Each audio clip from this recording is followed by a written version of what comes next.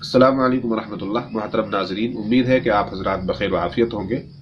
सवाल व जवाब का सिलसिला शुरू किया गया है जिसमें आप हजरात के सवाल होंगे और शरीयत के आईने में उन सवालों का जवाब होगा।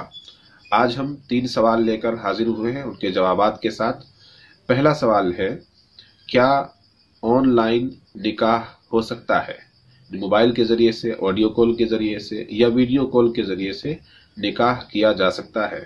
इसका जवाब यह है कि शरई तौर पर ऑनलाइन, ऑडियो कॉल पर या वीडियो कॉल पर निकाह नहीं हो सकता, इसलिए कि निकाह में दूल्हा और दुल्हन का इजाब करने वाले और कबूल करने वाले का एक मकाम पर होना शर्त है। और ऑनलाइन की सूरत में, ऑडियो कॉल की सूरत में, वीडियो कॉल की सूरत में दूल्हा कहीं और होता है, दुल्हन कहीं और होती है। लेकिन दूल्हा अगर कहीं और है, दुल्हन अगर कहीं और है, दूल्हा किसी दूसरे शहर में है, दुल्हन किसी दूसरे शहर में है, दूल्हा किसी अदर कंट्री में है, दुल्हन किसी और कंट्री में है, तो क्या इन दोनों का निकाह नहीं हो सकता? कोई सूरत नहीं है? जी बिल्कुल है। निकाह की सूरत इस वक्त यह है कि दूल्हा या दुल्हन अपनी तरफ से जहाँ पर निकाह किया जा रहा है, जहाँ पर निकाह की मजलिस लगी है, वहाँ पर एक वकील बना दे। मसलन दुल्हन कहीं और है, लड़की कहीं और है, तो लड़की अपनी तरफ से एक वकील बना दे जहाँ पर लड़के का निकाह पढ़ाया जा रहा है।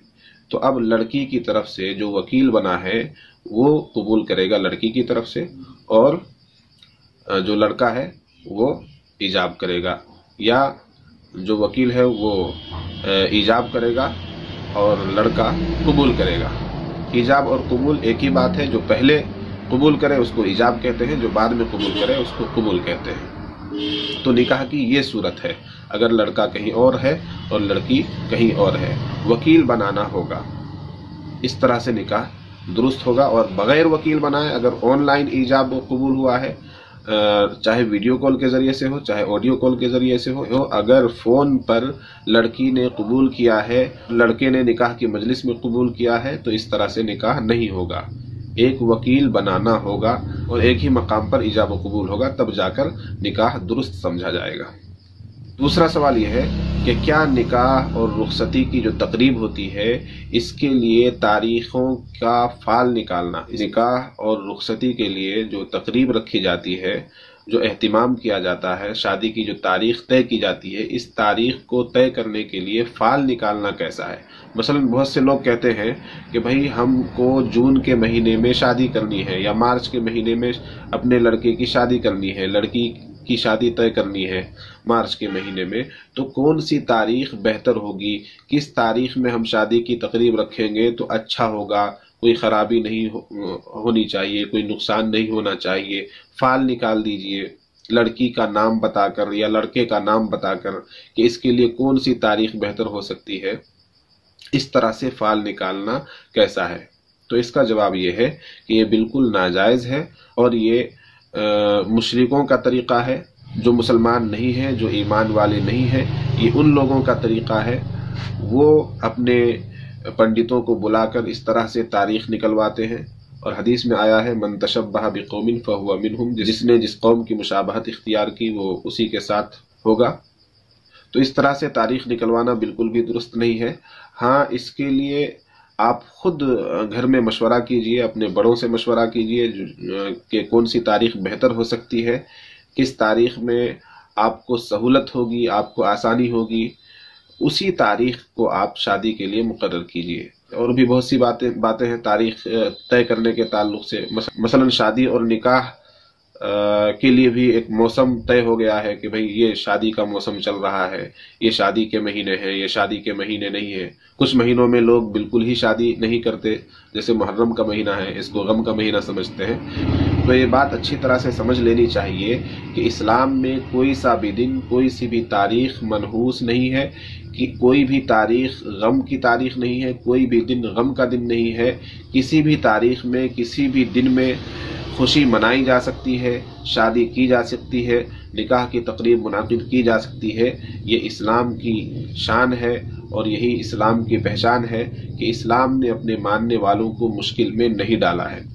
इसलिए मुहर्रम के महीने में भी शादी हो सकती है, सफ़र के महीने में भी शादी की जा सकती है, रजब के महीने में भी शादी की जा सकती है, किसी भी महीने में शादी की जा सकती है।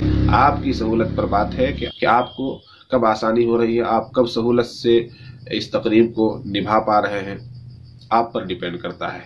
इसके लिए तारीख निकलवाना, फाल निकलवाना ये बिल्कुल नाजायज़ है और ये गैरों का तरीक़ा है। तीसरा सवाल रजब के ताल्लुक़ से है। 22 रजब के कोंडे भरना ये कैसा है?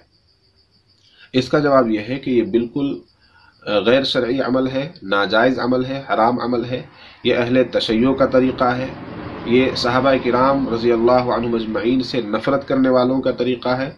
22 रजब के कुंडे, असल में कुंडा कहते हैं तश्त को, थाल को, तसले को, जिसमें कोई चीज़ रखी जाती है, जिसमें खाने पीने की चीज़ों को रखते हैं, एक बड़ा सा बर्तन, उसको कुंडा कहते हैं।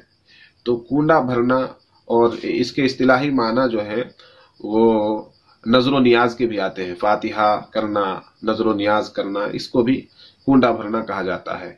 तो बहुत से लोग सुन्नियों में भी 22 रजब को कुंडे भरते हैं और इसको वो हज़रत इमाम जाफ़र सादिक रहमतुल्लाहि अलैह की तरफ मंसूब करते हैं कि 22 रजब को कुंडे भरना इमाम जाफ़र सादिक रहमतुल्लाहि अलैह की याद में और उनकी फातिहा खानी के लिए होता है। हालांकि ये बिल्कुल गलत है। इस बात का ताल्लुक़ और इस नज़र नियाज का ताल्लुक़ हज़रत इमाम जाफ़र सादिक रहमतुल्लाहि अलैह से बिल्कुल भी नहीं है, इसलिए कि रजब के महीने में इमाम जाफ़र सादिक रहमतुल्लाहि अलैह की न विलादत है न वफ़ात है। रजब के महीने से उनकी वफ़ात का भी कोई ताल्लुक़ नहीं है और उनकी विलादत का भी कोई ताल्लुक़ नहीं है। ये असल में शियों की चलाई हुई रस्म है जो उन्होंने सहाबी रसूल कातिबे वही हज़रत अमीर मुआविया रज़ी अल्लाह अन्हु के बुग़्ज़ में और उनसे नफ़रत रखने की वजह से 22 रजब को कुंडे भरने की रस्म उन्होंने चलाई है। इसलिए कि 22 रजबुल मुरज्जब को हज़रत अमीर मुआविया रज़ी अल्लाह अन्हु की वफ़ात है। तो शियों ने 22 रजब को कुंडा भरना शुरू किया। एक तरह से खुशी की तकरीब उन्होंने मुनाकिद करनी शुरू की, खुशी मनाई, किस्म किस्म के खाने तैयार करने और खुशी की तकरीब मुनाकिद करनी, ये शियों का एक तरीक़ा है जिससे वो बज़ाहिर तो ये कहते हैं कि ये इमाम जाफ़र सादिक के नाम का फातिहा है, लेकिन बबातिन खुफिया तौर पर, तक़िया के तौर पर वो खुशी मनाते हैं हज़रत अमीर मुआविया रज़ी अल्लाह अन्हु की वफ़ात पर, जो बिल्कुल नाजायज़, हराम और कुफ्र वाला अमल है। इसलिए कि एक भी सहाबी रसूल से बुग़्ज़ रखना, नफ़रत रखना, ये कुफ्र की अलामत है। इसलिए 22 रजबुल मुरज्जब को कुंडे की रस्म अदा करना किसी भी तौर पर दुरुस्त और जायज़ नहीं है। आप भी अपने सवालों को हम तक पहुंचा सकते हैं। कमेंट बॉक्स में अपना सवाल कीजिए। अगर आपका सवाल जवाब देने के लायक होगा तो उसका जवाब ज़रूर दिया जाएगा। आप वीडियो और ऑडियो के ज़रिए भी अपना सवाल हमारे व्हाट्सएप पर भेज सकते हैं और आपके सवाल का जवाब दिया जाएगा इंशाअल्लाह। व्हाट्सएप पर अपने सवालों को भेजने के लिए जो स्क्रीन पर आपको नंबर नज़र आ रहा है, इस नंबर पर अपने सवालों को इरसाल कीजिए।